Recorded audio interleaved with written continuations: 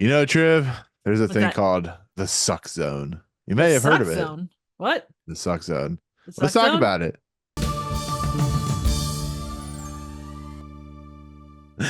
What's going on, everyone? Welcome to. Oh, shit, I just almost did the fifth dimension. Repeat that. I'm so used to, like, when you're on, I'm so used to it in the fifth dimension. It's been a while Well, since I've done a I'm not on flashback the fifth review. dimension set though. I'm in my theater. There's a I difference, know. clearly. Yeah, I know. At least you gave me something for the end. What's going on, everyone? Welcome to Movie Emporium's flashback reviews, where I take movies from the past, break them down, and tell you what I think about them. Today, we're talking about a pretty classic, campy summer movie.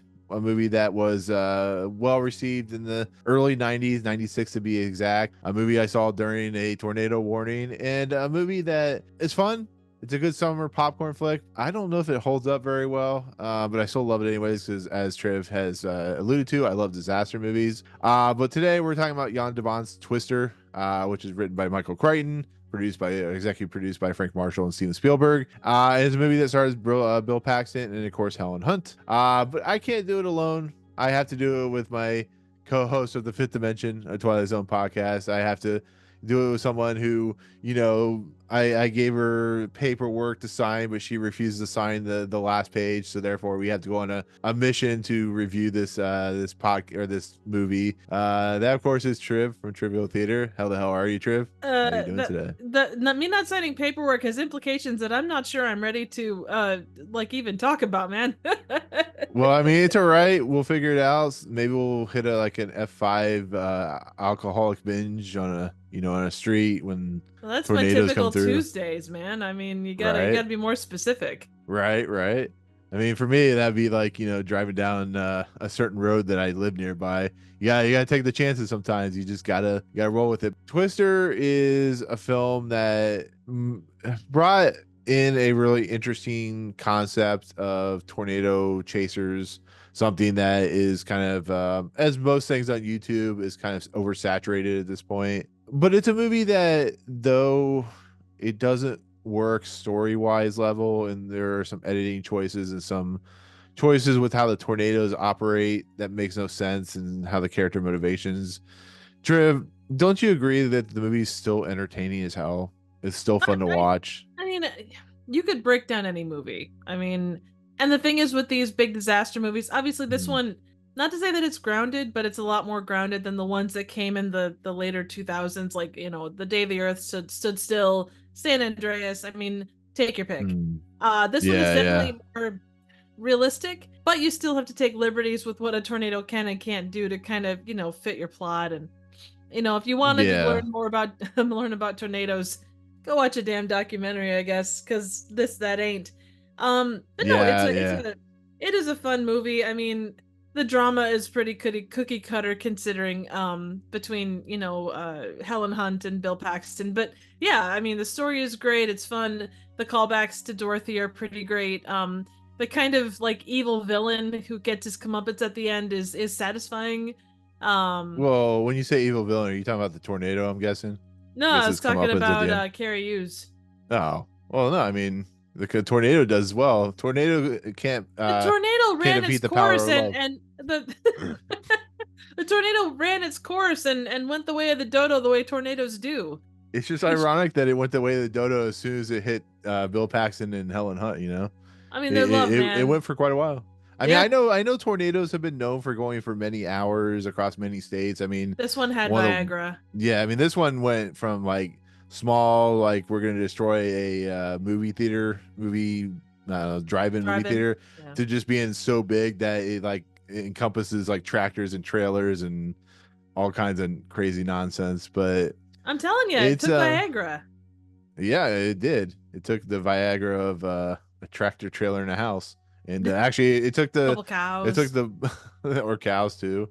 It didn't take horses. It wasn't power enough for horses. So, I mean, yeah, Well, the horsepower was just too strong. exactly. Clearly, it was a Uh, Mustang. Trip with her jokes. Yep. Okay, so Twister is a film that stars a whole bunch of people that you probably have heard of at this point. Some people you may not know if you don't follow like filmmaking and stuff like that, but it's a film, of course, that Helen Hunt and Bill Paxton, they're the main stars of the movie. They did not get along with each other, which is very prevalent in the behind the scenes stuff. There is a thing where if I know Triv, you haven't been to Universal Studios, it's one of the things I keep harping on to have you come to. But they had at When one I win the point, lottery, I'm there with bells. yeah, when Triv wins, I don't know, the Twister lottery. You have to play Twister. You have to play Twister to win the lottery. Oh So God, we're screwed.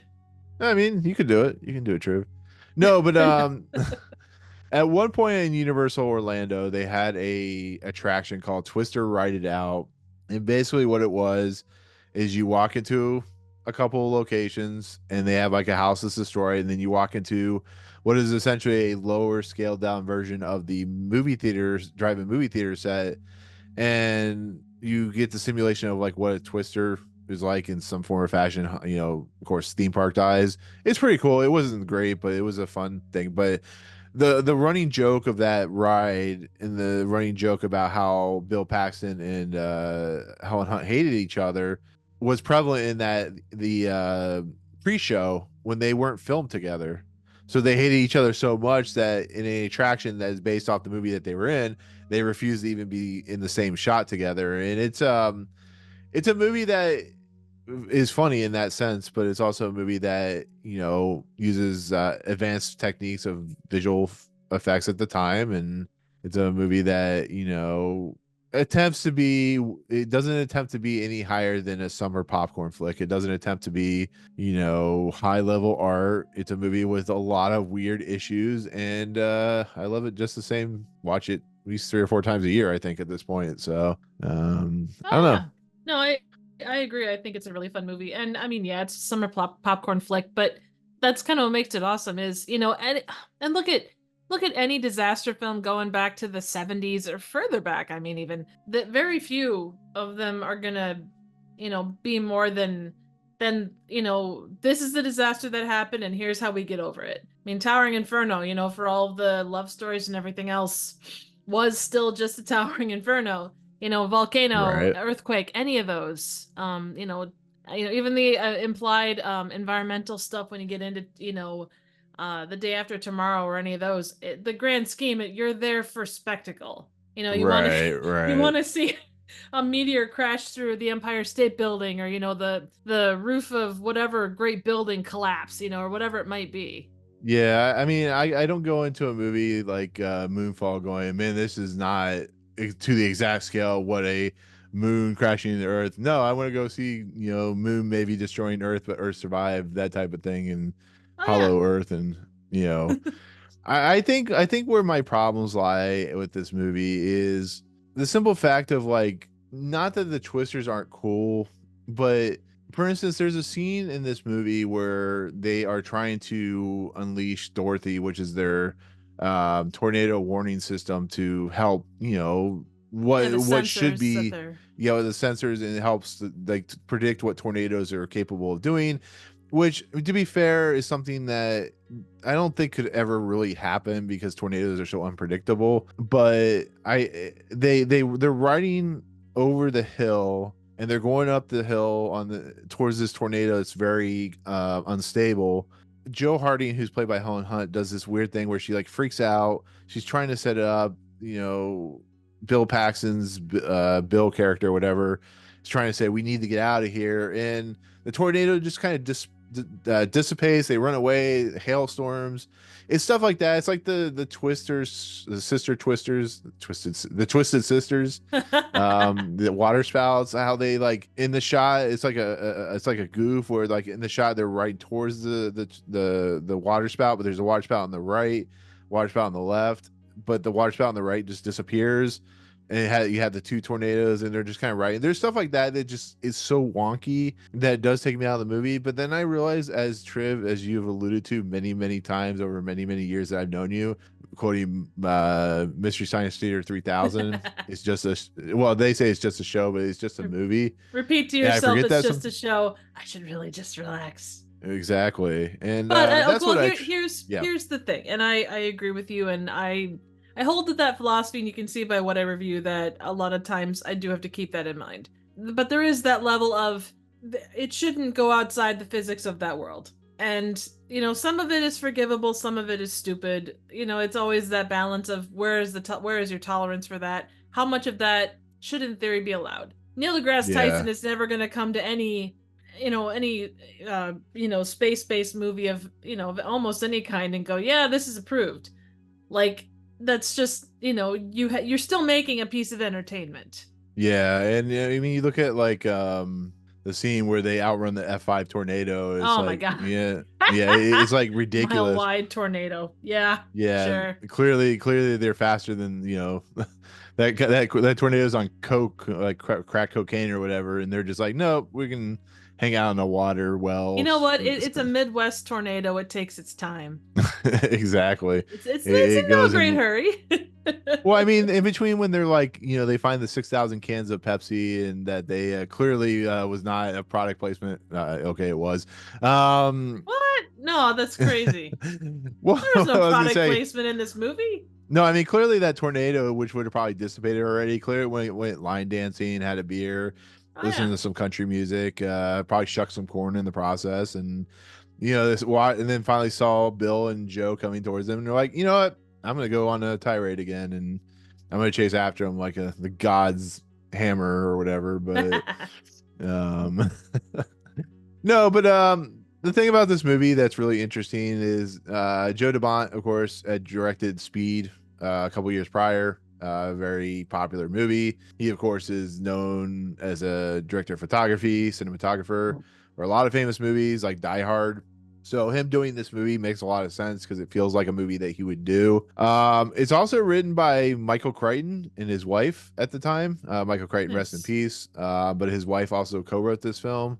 Michael Crichton is not what I would call the most competent writer, not in book form, but I'm talking about screenplay form. Because as much as I love Westworld, I love the Andromeda Strain and stuff like that, I don't think they're the most well written movies. I think when Westworld came out as a TV series, it was much better, much more interesting to watch. But what Michael Crichton does well is he knows how to entertain people. So that Westworld movie may have been kind of not great story wise, but he was able to bring in characters and actors to fulfill that out, and that's what he does here. I mean, every actor in this movie, even if the smaller parts, you have like the Jake Busey, and you have Zach Grenier and stuff like that, and Jeremy Davies, Joey Slotnick, Todd Field, which of course directed Tar, Alan Ruck, so on and so forth. Philip Seymour I Hoffman. Well, no, I was gonna get to Phillip Seymour Hoffman Oh, because he's actually a bigger character than most of his true. characters, but he's able to like not fully flesh out, but give this world life, give this world uniqueness, give these characters some fun. I mean, each character, Alan Ruck has like really fun scenes where he's like trying to navigate and they end up in a cornfield and stuff like that. You have That's the just the preacher guy. Midwest. I mean, if you don't end up Yeah. in at least one cornfield, you're doing it wrong. Right. Yeah. I mean, you have to drive down a side road, and then eventually you'll find yourself in a cornfield, and then on the main road, almost hitting the competition. But I don't know how you feel about these like minor characters, the ones that kind of expand the world onto, like I said, most of these actors are well known. Sean Whalen and like I said, Zach Grenier, Jeremy Davies, Joey Slotnick, Patrick Fleischer. I mean, they're not what you call A tier actors like Bill Paxton and Helen Hunt and even Cary Elwes to an extent, or Philip Seymour Hoffman, but they're fun. Like Lois Smith, who plays Meg, she's there to just fulfill a small purpose of trying to get Joe and Bill back together. But I mean, what do you think about the smaller characters in this movie? I think they're well cast. If anything, I like someone like well, I guess that's for down the road. No, I think that they do a good job. They add to the scene, they don't take away from it. Like, you may not know their names, but you can be like, ah, that one guy, he's pretty good, and they make you laugh. They kind of add some levity.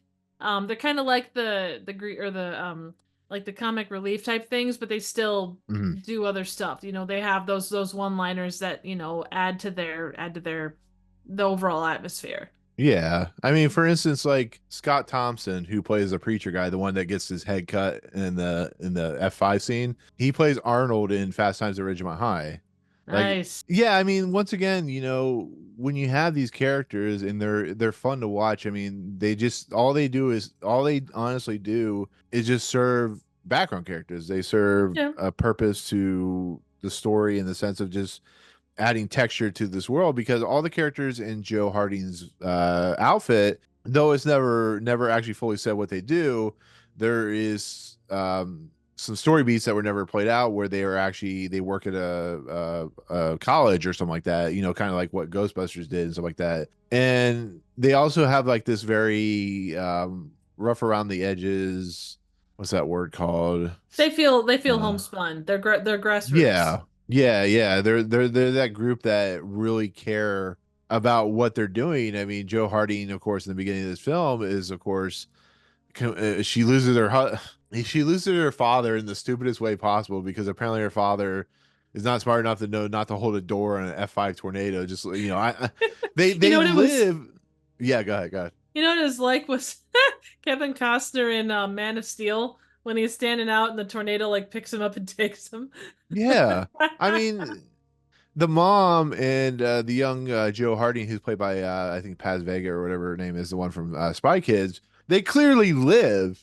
Like that door could have gotten ripped off, and they clearly lived through the whole experience. And the father's like, "I'm too good for you guys," or I'm gonna be smart and hold a door that's clearly not capable of withstanding an F5 tornado." And I always laugh at that scene because the guy dies for no reason. It's one of those death scenes. It's like in Quiet Place when what's his face, Joe Krasinski or whatever his name is, not Joe. Anyways, John Krasinski when he dies for no reason whatsoever. It's like it kind of like makes me cringe, but then I just like go, yeah, there's good parts coming to this movie, but it's also it's stuff like that. It just I really feel that the characters have a good time, and I think that the best parts about this movie are not always the action sequences, like the quiet moments. For instance, Yeah. the scene right before they take off in the field, and they're just kind of talking and it reintroducing all the characters to Bill's character, and then you have the scene at the dinner, the house of Meg's character, and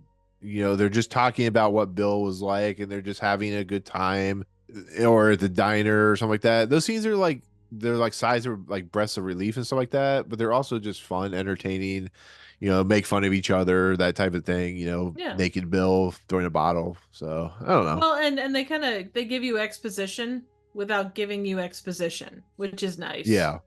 Yeah. One other thing too, I lost my train of thought.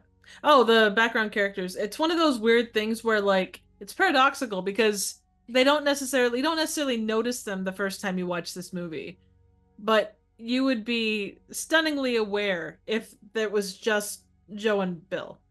Like it would be you would automatically like you may not notice them when they're there, but for them to be gone, it would be like weird and not be the movie that it is.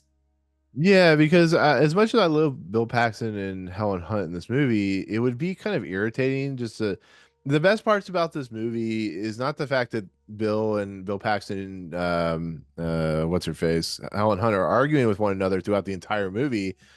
It's the fact of how the characters respond to them arguing, how the characters react to the situational awareness of these two individuals. And I just kind of love that. I love that, there's a scene where they're arguing, they almost get hit by a tractor because they're, Bill's not paying attention. And Joe goes, would you like me to drive? And she's like, no. He's like, well, would you drive? And in the woman Haynes and I can't remember who she's with in the truck or vehicle goes, man, they sound like they're getting better at this, and it's stuff like that that helps a movie like this work, even though it can be a little weird and cringy, but Well, I mean, I think any movie you look at that, I mean, it's going to be 30 years old here in a couple of years. I think yeah, don't to some remind me. extent, I think anything when you're talking movies that are even, I mean, look at movies that are even 5 to 10 years old. There is Mm. that dynamic that worked at that time really well, but in retrospect, it may not have that same appeal. Well, and that's what I'm hearing about Twisters. It has that same dynamic where it has like the main characters, but it also has those background characters, which I appreciate. And it's not saying like movies don't do that, but it takes a lot of unique talent. It takes a lot of wrangling to have that kind of stuff because, if you have a world where it's just the two main characters, unless you're doing a one-man stage play or, doing something like Marriage Story or something like that, it doesn't, it can be really bad. I mean, it can be really, really bad. But in essence, another thing about this movie is it was a huge success. It made, it cost $92 million, which is a lot of money for 1996. Opened with $41 million. Of course, because the back in the day, movies had long stretches where they would, constantly play. So it made $241 million in the States, $252 million worldwide for almost $500 million take. Which at that point, I'm surprised it took them so long to make a sequel, because it almost feels like when a movie makes $500 million in 92 or 96, you think there would be another movie. And we're talking about the same year, of course, as Independence Day, I think, which made like $300 million, and that was another movie they took forever to make a sequel to, unfortunately. Well, and not that I don't think the 90s was anything special for not having sequels, but those movies, like, where would you take them? They're kind of, at least back at that point, to some extent, I would assume that they were kind of one-off, if you think about it that way. Yeah, it's true. I don't. And think I mean, the way you Twister. described the experience between Bill Paxton and Helen Hunt, would they come back for a sequel? At that point, where do you? Well, there was talks of, like, bringing their kids into the mix and doing that kind of stuff, but in the end, you're right. I think doing a legacy sequel as they're doing for this new one, I guess, makes sense. I question why Dorothy is in that movie, but I don't know.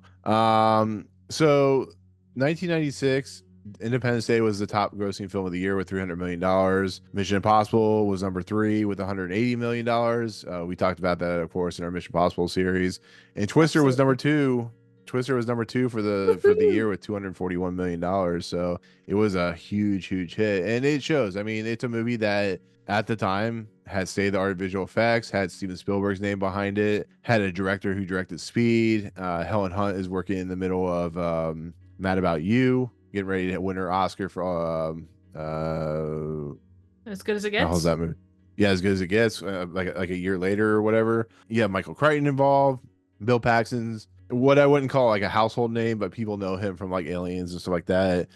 Cary Elwes, of course, not a huge actor, but of course did Robin Hood and Men in Tights, and of course did Princess Bride. Jami Gertz, of course, known for what's that movie, Lost Boys, as well as Crossroads. Popular actor for her time. And then, of course, the one that you love to death and who unfortunately passed away at an early age due to drug use. Phillip Seymour Hoffman, who plays Dusty, probably the standout of the movie, to be fairly honest, outside of the tornado giving up on Bill Paxton and Helen Hunt, and kind of going towards that tornado was not Brokeback Mountain. It did quit Bill Paxton.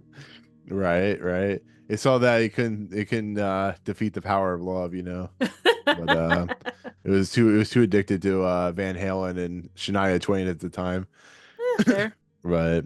But yeah, I mean, outside of the supporting cast, you have a pretty, it's one of the better casts in a movie when it comes to the leads, the top billing, the ones above the title. I mean, Helen Hunt is well known at this point. Once again, had been doing Mad About You, which was hugely successful. And I think I don't know how you feel about it, but I think the chemistry, though they hated each other in real life, is pretty strong, which is what you need out of your two leads. It's not what you would call the most logical pairing, because Bill Paxton and Helen Hunt don't look like individuals that would be a couple, but they work really, really well.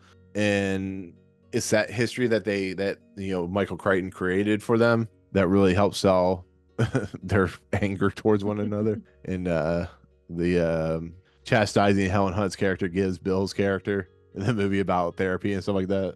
More than a little bit. But I don't know. What do you think about their characters in general? I mean, do you think they work well? Do you think they feel off-putting? Like, how do you feel about it? I think they work together. I mean, I'm not going to say that their chemistry is, boiling hot by any stretch, but, that they have the same goals. you know, definitely a better fit than Bill Paxton's trying to fit into a box with was it Melissa? The other lady? Yeah, Melissa. Yeah, yeah, Yeah.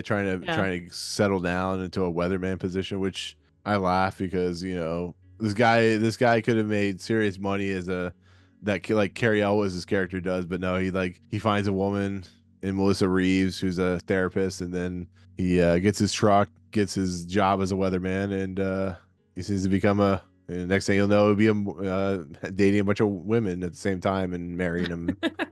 So No, I don't know. exactly. No, I think it was a solid pairing. I mean, those kind of, we were together, but then we were apart because we're too much alike, pairings.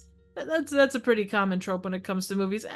It works Hmm. for what it is. It is a big part of the movie, but it's not a big part of the movie. It's Yeah. a nice little side plot thing. There probably won't last 6 months, if it was real world. But, heat of the moment, more power to him. I mean, they can't figure out who wants to be in the lab and who wants to be in the watching Yeah, computers or whatever. So exactly. Yeah, and that's kind of stuff, the things that bring them together also tear them apart, which again, like I say, it's a cute little romancy thing, but if you're watching this movie for the romance, maybe you need to go down the hall and check out, Titanic or something. right, right. That's They three still had a years year too before early, that but happened. still, yeah, exactly. Yeah, yeah. That was on Go the Bill watch. Paxton one too. Yes, it was. Yes, it was. Will Paxton all over. He's shooting all over the place. Absolutely.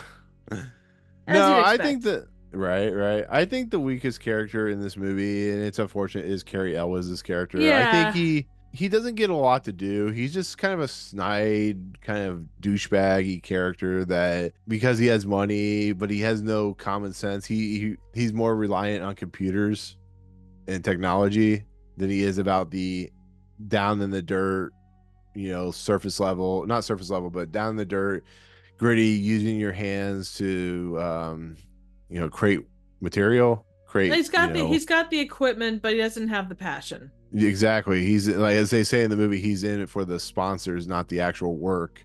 Which is weird when you think about it. Like, sponsors for a bunch of storm chasers. Yeah, we can't get insurance, Mm. but we can have sponsors. Yeah, it's weird.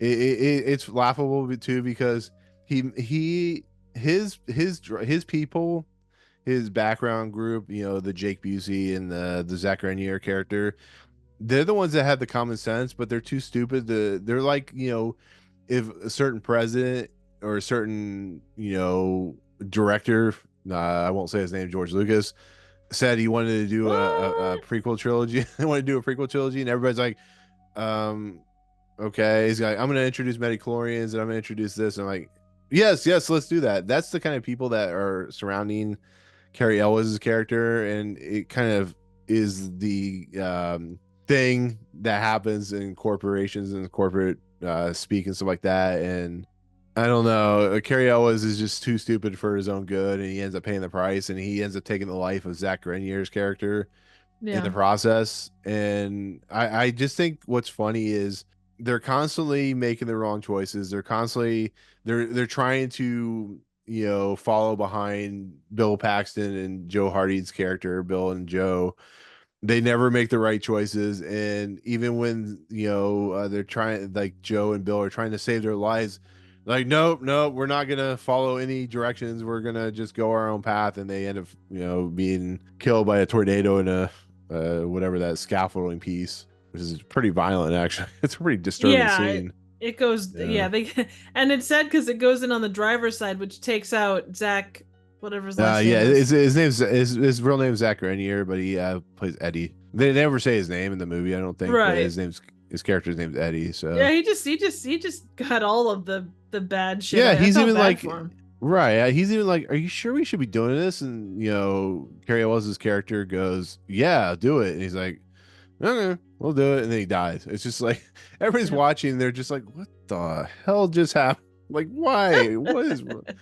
They're what is it the I was watching where I don't remember. There was a movie I was watching, or a TV show I was watching where the exact same thing happens. They're like, what the hell's wrong with this person? But they follow him anyways. It's like blind following and whatnot. But Well, I mean, he tries to bring it up to him that, hey, you know what, yeah. this isn't the good thing, and um, uh, Carrie's character basically says, if I want your opinion, I'll give it to you. Right. And you see that in the scene where he literally had that their company has literally stolen the idea of Dorothy and created their own thing. It's that idea of what is that word called when you got your head up your ass? What did you Proctology? say? No, proctology, no. Yeah, you got your head up your ass is basically the term for it. When you don't see, you don't have any common sense, and you're just too blinded by money instead of actual work. And yeah, it's crazy to watch.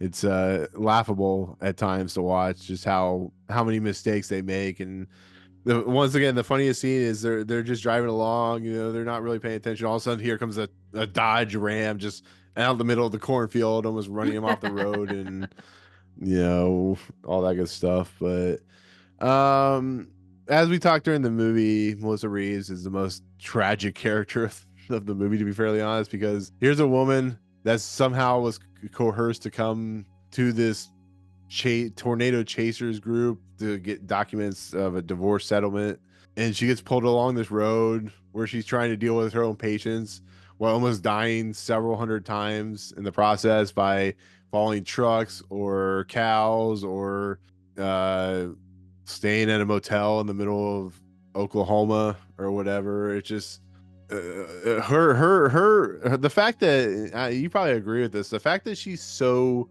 like over this nonsense, and she's screaming and yelling during that scene where they're in the body shop, to the point where she breaks up with Bill's character, and she seems so calm and collected, but she's so like startled and stuff like that.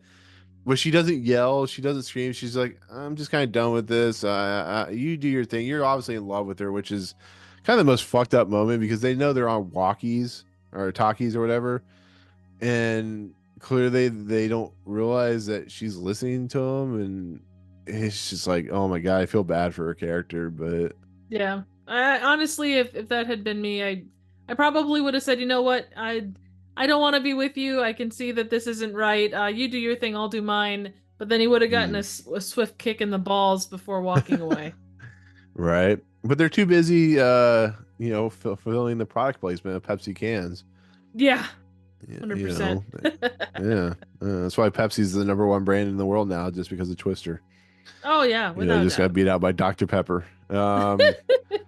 But I mean, that's pretty much the characters in this movie. They fulfill a purpose of getting from one action scene to another, to be fairly honest. I mean, they're fun characters, they're entertaining characters, but clearly we all go to Twister to watch marital arguments, and exes argue about therapy and stuff like that. That's clearly why we went to see Twister, right?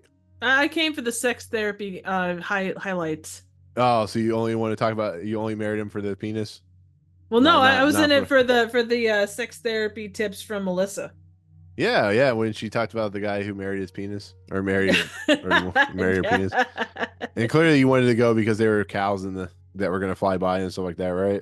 Yeah, You well, didn't go that for and the the truck. twisters. That was, yeah, The truck in the cornfield was kind of freaking me out because I've been in cornfields and I would be worried about a truck running into me. right. And wouldn't okay. So I have to ask you, as somebody who knows cornfields way better than I do, I'm pretty sure those vehicles, at least the Ram truck, would be destroyed from the corn stalks, and they're pretty strong stuff, right?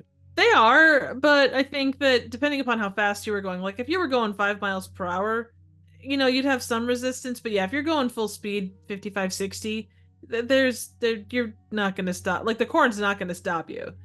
But you're No, I also going to know. have to deal Yeah. with a lot of other, the mud, Mm. all of the soil type stuff. Like if there's been any significant amount of rain, you're gonna sink. You're not gonna go forward at full speed. It's not like driving on a road. Well, I mean, if you know anything about this movie Twister, rain only comes when the tornado disappears. It doesn't happen when the tornado is happening. It doesn't happen. It only happens when they're driving away after the tornado is dissipated, or they need rain to make people look sexier. Um, Absolutely. yeah, yeah. It doesn't happen when it's like an actual. That's what the most funniest part about this movie is, like the idea of like Michael Crichton, who's so obsessed with science and technology, and John DeBont, who's an action cinematographer and director, and the things they do with the tornadoes are so kind of absurd and ridiculous that you just kind of love it. But then like if you even think like a little bit about the chaos the tornadoes create and the chaos like of the weather fronts and stuff like that, it loses all credibility in the Oh, process. absolutely. Well, that's and Yeah. again, and I think that's kind of just movie magic. You have to Mm, go with that. Okay, you know what, this wouldn't. And I'm sure that there were people that probably thought, oh yeah, I got a barn where the pipes go down. I just get mm, myself a good solid belt and attach myself to the pipe. I'll be fine. F5 comes through. I'm yeah. not going anywhere. I'm not going to lose my pants or my Right, legs right. My or my pants or my internal legs organs. were right, right.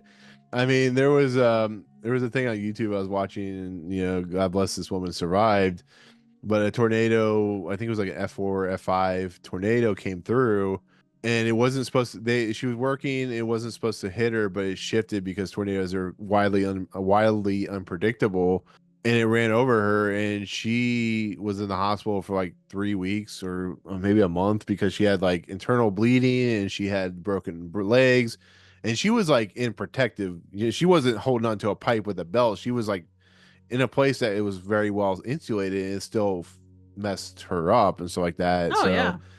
I the more and more YouTube has become a thing that I just watch more than anything, the more and more I go down these rabbit holes about weather storms and tornadoes and how scary and unpredictable and chaotic and dangerous. I mean, as I've explained to you, and I'm sure I've explained to the public that I've talked to in many videos, I've lived through some hurricanes in my life, and I don't know what's scarier. I don't know if tornadoes are scarier. I don't know if hurricanes are scarier, but I know for a fact that I don't want to be in the middle of a tornado when it comes through. I don't want to ever Oh see a no. tornado if I don't have to. I mean, Jared, in the videos that you guys shared in Iowa, that storm, was it what was it called?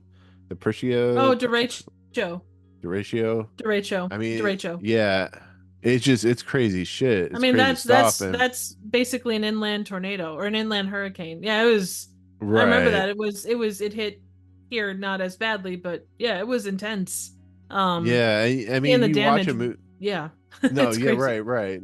Well, no, and I'm just saying you watch a movie like this and it actually romanticizes tornadoes because there's a scene at the very end and they're like, "Oh my God, look at the sun's out and the clouds are out." I'm like, "But yeah, an F5 probably just killed like 3,000 people in the process, but oh, look at the sun's come out." It's just like, and like they're talking about how cool it was, like the car almost ran, almost killed Jamie Gertz's character. I get it; it's a summer movie, but like the more and more I think about it, the more and more I'm just like, you guys are romanticizing. They do this all the time. They did in Saving Private Ryan. They did in some of my favorite films of all time, outside of Schindler's, which I don't think romanticizes anything. No.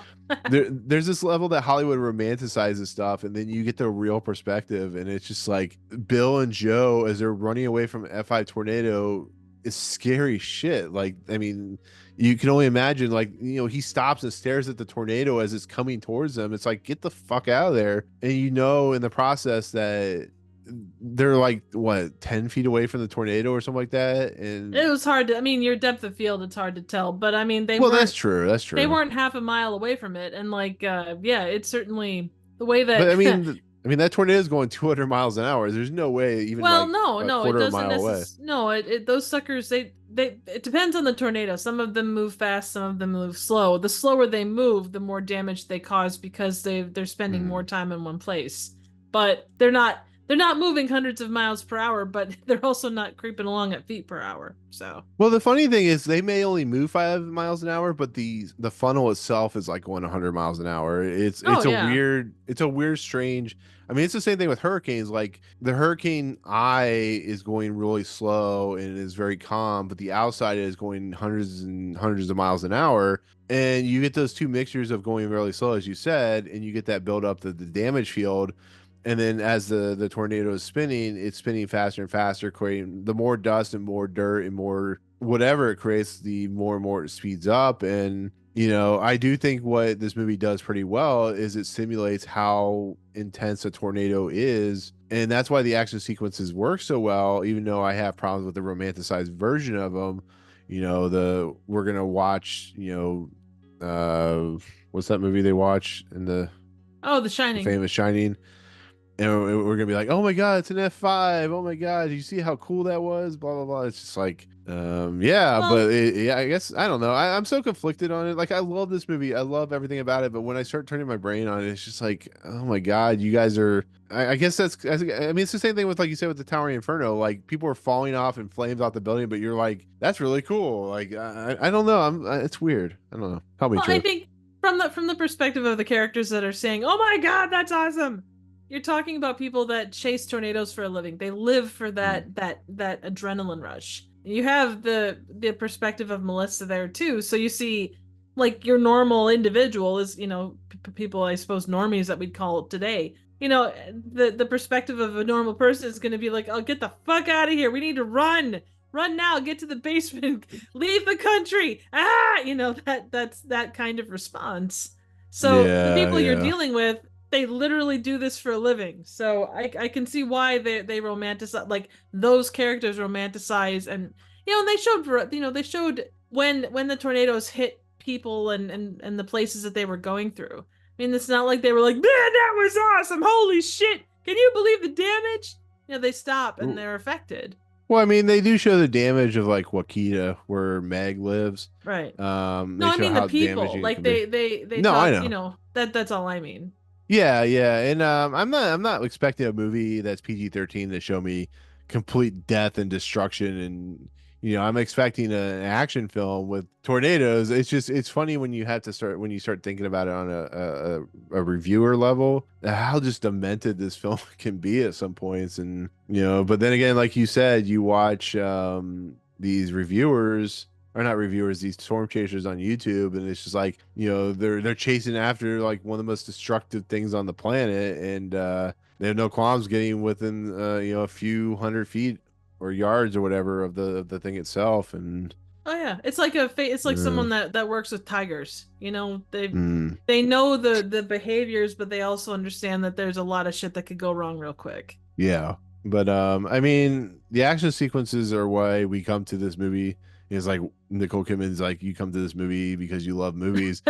No, we come to watch destruction and death and violence and cool tornadoes, because once again, these twisters act like they're a predator more than they are a force of nature. Oh, totally. They even have the And sound effects. yeah, they use like lions and roaring tigers and stuff like that to make the noises. Because I don't know, if you ever hear a tornado, it sounds like a lot of wind in like a freight train. Oh yeah. Um, Yep. I mean, the tornadoes don't act nat. What's up? I just got the Nicole Kidman thing. The tornado rolls by and she turns to the camera and goes, "Heartache feels good in a place like this." The tornado just stops and goes, eh. It rolls right back. But no, I mean, the tornadoes in this movie are unrealistic. I mean, they're cool to watch. They seem to be. It feels like Joe and Bill are lightning rods for tornadoes, because the tornado seems to know exactly where they're headed. Once again, the F5 tornado just was waiting for them. They went, to meet a woman, and a woman tornado to have kid tornadoes, or went to work a 9 to 5 job as they were making the cans of Pepsi little things or whatever. But they're just cool scenes. They're what makes this movie thrilling. Watching the Joe's vehicle as they're being chased by a twister and they get stuck in the middle of a ditch, and the twister picks up the car, or the sisters in the water spouts, or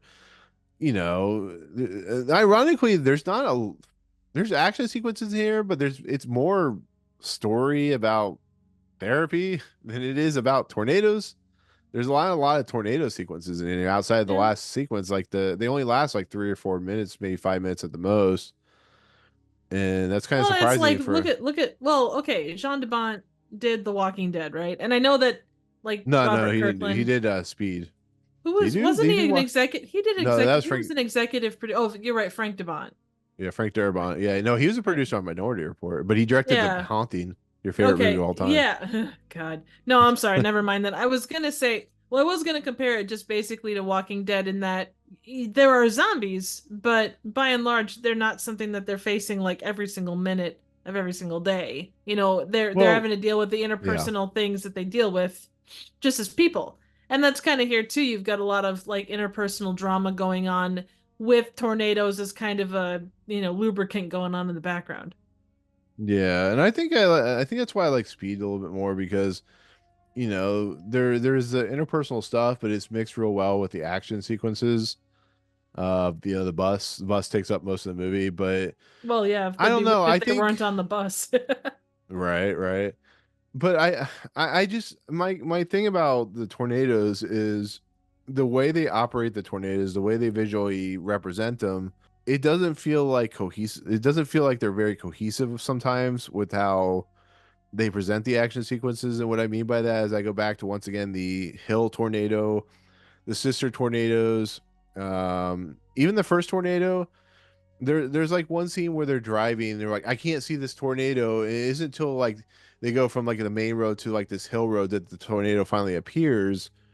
And it's that kind of weird editing that they do in this movie that I kind of just feel off by it. Like the biggest and best sequence, of course, is the FI tornado, which is the tornado coming back that haunts Joe for her whole entire life. The reason she is the way she is. But these other tornadoes, as cool as they can be, it just feels like they're Jan de Bont, his who I don't know if he was the director of photography on this movie or whatever, cinematographer, the person shooting the movie, whether they were constricted on how much they could do or what. It's just, to me, it's really weird. There's some cool stuff in it, but those two scenes, especially the hill scene where Bill eventually reconfesses his love to Joe, and the water spout sequence, they're just really, really weird, really strange sequences that feel like they're not well put together. They're not well staged. They're not well storyboarded, and I don't know. To me, it's just weird. I have weird things about this movie that kind of bother me and have always bothered me. So, I mean, what about you? Do you agree? Do you disagree? I don't I know. can see where you're I've been coming talking a from. lot, No, so I yeah, can no, I can see where you're coming from with it. I can't say that like definitely the tornadoes and the way that they operate kind of take you out of it a little bit, especially the F5, they're chasing it at the drive-in and then however many hours later they're chasing it, out and about other places, and that's not how tornadoes operate. But yeah. like you said, some are blockbuster, and there is always that balance again of, what constitutes what is acceptable to your average moviegoer for turning off your brain and enjoying the movie. You know what I think it honestly is. I just think the pacing's really weird in the movie. I think It's that's what kind my of main weird.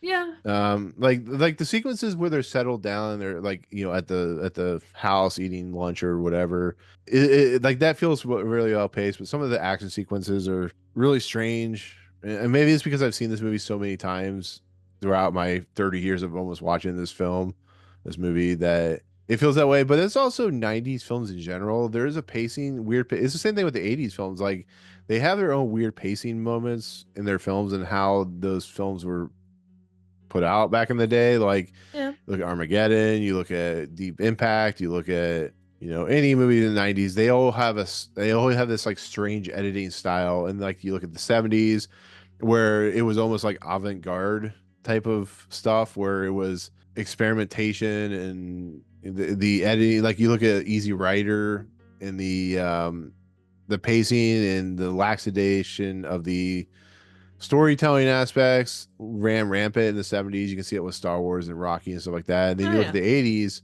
and it has its own motifs and own kind of weird kind of Howard the Duck style. Just it just yeah. I don't know. That's the only film I could think of the 80s No, that's out of all okay. the 80s films. That's okay. I don't know.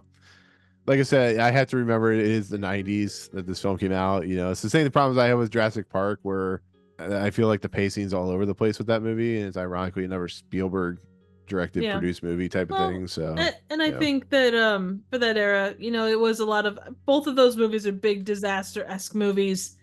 You couldn't have them chased by dinosaurs the entire time. So you do kind of have that, oh, friendly introduction, and then it's like run away, run away, run away, and then it's like calm, and then run away, run away, run away, and then it's calm. Mm. It's kind of a lot of Yeah, back and yeah. forth there. So no, I get it. And the one thing that this movie it was revolutionary when it came to visual effects because, Jurassic Park really brought CG into the mainstream. You only had like, what was that, Tron and stuff like that.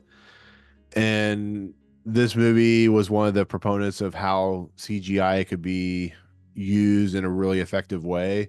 And that's what made the movie work and why it made $250 million because those, I mean, now those tornadoes aren't as convincing as they could be now, but then again, they are a little more convincing than what some of the schlock they put out now with like really high budget, Marvel movies and Green Lantern and all that nonsense. So I think the way they use the visual effects, I think the way they really kept it on the tornadoes and some wind effects are the only CGI we're doing in this movie, and I think it does work. So that's what I think, Triv.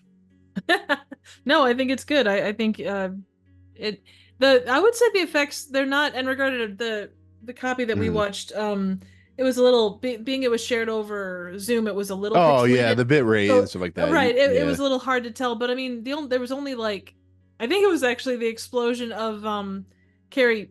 I can never say his last name. Cary Gary Elwes. Ellis. Like the Elwes. explosion Ellis. Elwes. Elwes. Kelly Elwes. Pulling out my Madwin Quan. Mowage. Mowage. But when his truck explodes, like the explosion is kind of a little wonky by modern standards. But I mean, the rest of the actual tornadoes, and again, there's always that thing of if you're building a strictly CGI scene versus CGI on top of normal video, it's going to be a little different. But no, I think that most of it holds up pretty good. But yeah, I mean, with that said, the stories once again, we've been kind of talking about the story, and we did this on our podcast where it used to be like a beat by beat type of thing where I would talk about like the story, but then I realized like the story in Twilight Zone episodes, as we talk about it as we go along. But the reason for that is because it's just a really kind of rudimentary story. Like you want to talk about the action sequences and the characters themselves and all that kind of stuff. And I've kind of realized that, people don't want to watch the beat by beat. If they want to do that, they'll just watch the movie. But yeah, I mean, other than that, there's, I still think that they attempt, and I don't know if you agree, to be at least somewhat scientific, though I don't think it fully succeeds, but they try, the beginning with the whatever weather center that they show and the quality 90s computers with the gigantic small screen or the small screens and gigantic whatever laptops that they had. Oh my God, those were hilarious. 90s tech, man. Right.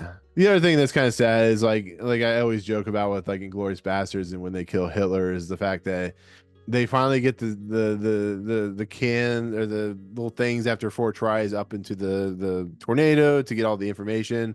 And we're still in this day and age dealing with like very slow response times on tornadoes. It's like, it's one of those things where you wish this was like true stuff that actually happened because people would survive, people would live. It's the same thing with hurricanes, and at least hurricanes you get a little more notice than you do tornadoes. But yeah, it's one of those like fantasy fulfillment things where you wish that what they were doing could be a real thing, and sadly not. So it's like that fantastical creation thing that probably will never happen. So well, and I mean with any of that tech, they are always moving ahead in their own way. And I don't know, tornadoes are they're one of those things where there's always going to be that one. It's again like working with a tiger. You might know every single thing about that tiger, but you still might lose your face to the tiger, if you because something set him off that was, an unknown previously. And those tornadoes in Twister's world were just mad at Bill coming back, and they wanted Joe Harding for themselves. I mean, that FI was clearly back in the day, it singled out Joe because it knew it was going to marry it one day, and a tornado was Batman. Exactly, a tornado was the Brundlefly or something like that.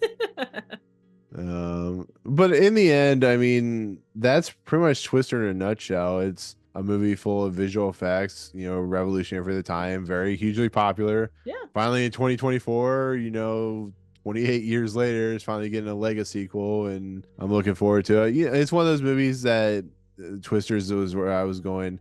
I don't know if I really want to see that. Then you know how you get closer to some movies and you're like, I don't know if I want to see that. And then you get more and more excited as they come along. Oh yeah, It's absolutely. that's Twisters. Like I'm excited. I'm gonna see it like next week, like Tuesday or something like that. But or actually it would be like the day of this post I would be seeing it. But I don't think I'm gonna go too much longer because there's not really much else to talk about. But is there anything you wanted to bring up that we haven't talked about? Anything that you noticed that you enjoyed or didn't enjoy? You know, I've been I'm gonna talking for a need lot, so I'm gonna so need someone to get me some of those the wind spinner things from Aunt Meg's.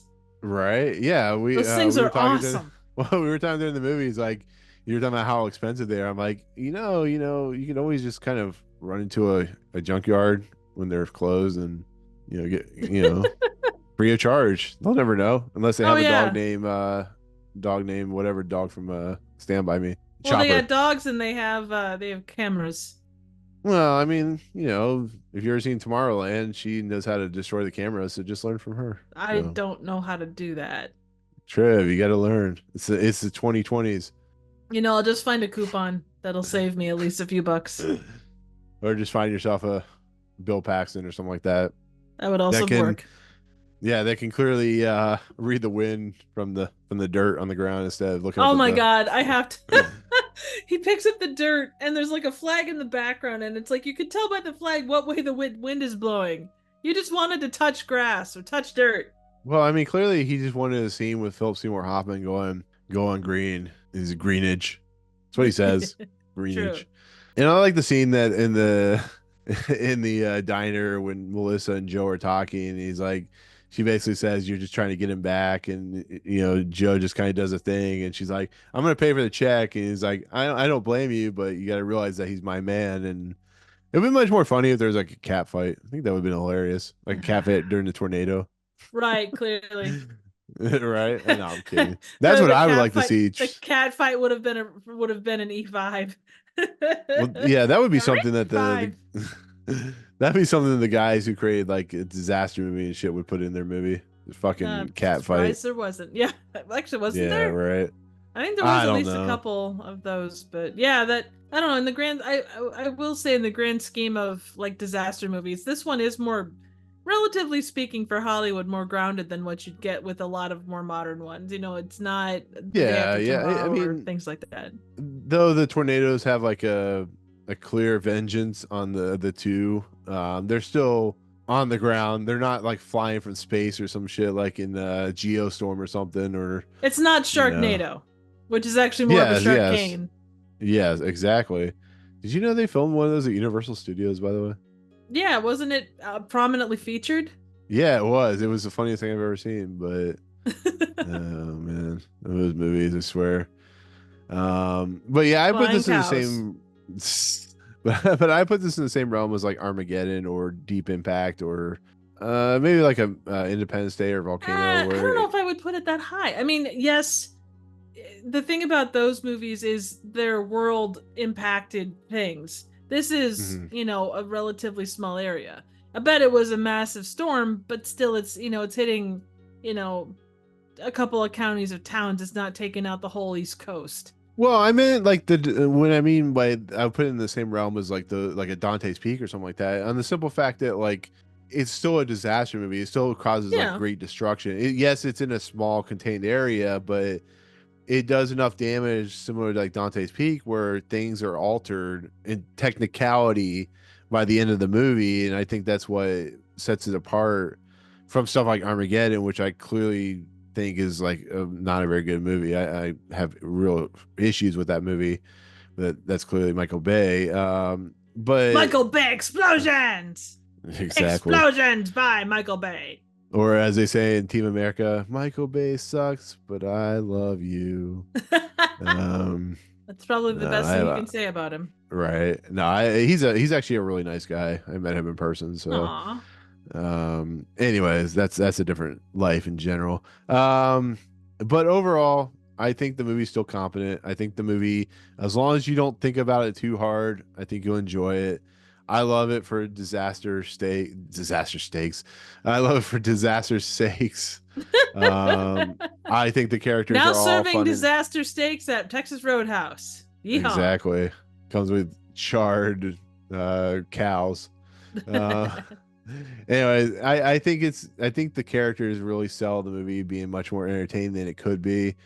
And Jan de Bont went on to do Speed 2 Cruise Control after this, so he obviously had some luck with this film, so I give him credit for that. But I don't know, which one do you think is worse, Speed 2 Cruise Control or The Haunting, which are the two movies you directed after this?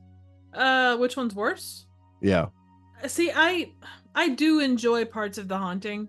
I can't say the same for Speed 2. Like, Speed 2 is fine, but I think that The Haunting had more going for it. That, and I really like the source material for it, so I think I'm probably a little biased. So yeah, so Twister is a film that is going to be 30 years old in 2016, highly successful. 2026 or 20, what did I say, 20? Yeah, it's 30 years old. 30 years ago, it'll be 30. It's 28 years ago. Yeah, but like I said, Twisters is coming out. I will have a review for that as well. That's the reason I'm doing this. Triv, any closing thoughts before we head out? Nothing specific. Listen to Van Halen, listen to Shania Twain. The 90s Rusted music isn't Root. terrible. Yeah. Yeah, actually, if you look at the Wikipedia page, like I think Red Hot Chili Peppers did a song. Oh, nice. I'd say, 90s albums or 90s movie soundtracks were freaking banging. Dude, the Bill and Ted's Bogus Journey Bill and Ted's Excellent Journey and Bogus Journey albums are fucking awesome. They are very good. So yeah, so this is the artist list. We have Van Halen, Rusted Root, Tori Amos, Alison Krauss and Union Station or Victor Union Station, Mark Knopfler, Soul Asylum, Belly, Katie Lang. This is like pure 90s. Lisa Loeb and the Nine Stories, Goo Goo Dolls, Stevie Nicks and Lindsey Buckingham, and then of course Eddie Van Halen and Alex Van Halen did his thing at the end. And then Eric Clapton had a thing in the Dusty's van. So wow. I love crazy. The hodgepodge. Like, they did such a great job of making like the grassroots guys, the kind of underdogs, so endearing, even down to their vehicles. It was such a random, eclectic group of vehicles. Like, they even had a station wagon and the short bus. It's like, oh my god. Well, the funny thing is you can tell that those vehicles were their actual vehicles, so you feel bad when they get destroyed. But the vehicles that the Cary Elwes character have, they're definitely not their vehicles. They're corporate sponsored vehicles. So that's what makes the grassroots kind of homely feel. It's like when a car just gets destroyed, like, damn, that's probably their own vehicle that they have when they have to travel home and stuff like that. So and I love the fact you think about like the modern convoys of rich vehicles or government vehicles or whatever. It's always like black Escalades or whatever, or black SUVs, and it was like black like mom minivans of the mid 90s with a what was it, Bronco? Was it a Bronco or an Excursion in the lead? In the lead of the corporate vehicles. Yeah, I think it was a Bronco. I know they had GMC. I think they were all GMCs actually. Were they? Okay, yeah, that would make sense. Those vans look like a GMCs. Yeah, the way they're designed, because they look familiar. Just like that, you think about it, and I'm sure in the 90s, like, that was sort of badass. But dude, just no, I'm not joking. Black. I had a 95 or 94 Dodge Ram. It was that exact same model. I had it for a few years because it was like a car I traded up for. And I remember that vehicle in that movie. I loved it. It's similar to like the DeLorean in Back to the Future. It was a car that I just kind of loved. So that's why I said I was kind of sad to see it get destroyed, because that's like a top tier, top of the line Ram at the time. And I loved the Dodge Ram. I love that big truck, and see it get destroyed so they can save people's lives. I'm like, no, save the truck. Screw the people. Save the truck, really, ride a cowboy. Exactly. Anyways, so with that said, I think that'll do it for this conversation, this flashback review of course, Twister. I would say now in theaters, but it's been in theaters and direct to DVD or whatever, videotape, and all that kind of stuff for many, many years. Made a lot of money, I'm sure, on home media when it came out. It was one of those probably tapes where you had to wait till it was pre-owned at Blockbuster or Hollywood Video before you could buy it, because it was probably $6,000. That was the funniest thing. When I worked at Blockbuster, you would always look the prices up for, like, somebody wanted to know how much the Green Mile was to buy. Mm-hmm. And you look it up, it's like $785 a purchase. Holy So shit. yeah, it was pretty crazy. That's why you had to wait to like pre-own stuff. But Yeah. anyways, Triv, I always say thank you for coming on to You're discuss welcome. things, but you know how much I appreciate it. Like you're a Ah. good friend. I talk to you every day. You do things and help me out, and you're original co-host on the Twilight Zone podcast. So I appreciate you. You're welcome. I love you like a You sister. can't have my popcorn. Well, as No. long as, I mean, you can keep the popcorn. I'll just take the theater. No, you can't. I'll have my angry F5 father come by and destroy you, but you just got to hold on with your belt. So You know what? My theater has been exploded and teleported to other places and shrunkified, and it still came back fine. So I'd right, like to see right. you try. I know. Anyways, as I always say, your content is amazing, but where's that at? Where's it located? Well, you will find it here on YouTube, not next to the Bikini Emporium here. You're going to find it over at Trivial Theater, like it says on the popcorn box here. I do random, obscure, and straight up bad movies. Many, many ripoffs of Twister would probably be found on my channel. Not Ooh, that there's that many there, but similar style content. Night of the Um, Twisters. oh God, there's so many. Sharknado 17, all that good Yeah. stuff. In the right now, when this drops, I will probably have the beginning of my PSA riff series called Riff Extravaganza. We're reviewing, or sorry, riffing on like weird PSAs and training videos of like the 50s through the 2000s. Should be a grand old time. This guy over here will be joining me at some point for one of those, so stay tuned to the channel. With myself, once again, this is posting right before my Twisters review, so it'll be like a double header type of thing. So look out for that. Oh, Of course, once again, from a Twister from another Mister. yeah, it's the sisters. It's the sister Twisters, Twister sisters. The Twister sisters. Right. Of course, Triv and Jacob join me as well as Alex this week for the Fifth Dimension. We talk about what were we talking about last night of a jockey. Yep. Yeah, so look forward to that. Actually, probably one of the funniest things that we've done in quite a Oh, while. God. Went places. But I also have reviews for Cobra Kai this week. I also have my first episode review on that Sunday for Snowpiercer season 4, and then some other stuff once I get in the mix of like the holiday season. It'll go from there. But without further ado, that's it on Twister, one of the great disaster movies. So without further ado, thank you, Triv. Of course, I'm Movie Emporium, and I'll see you guys next time on Movie Emporium for another review. Peace out, guys.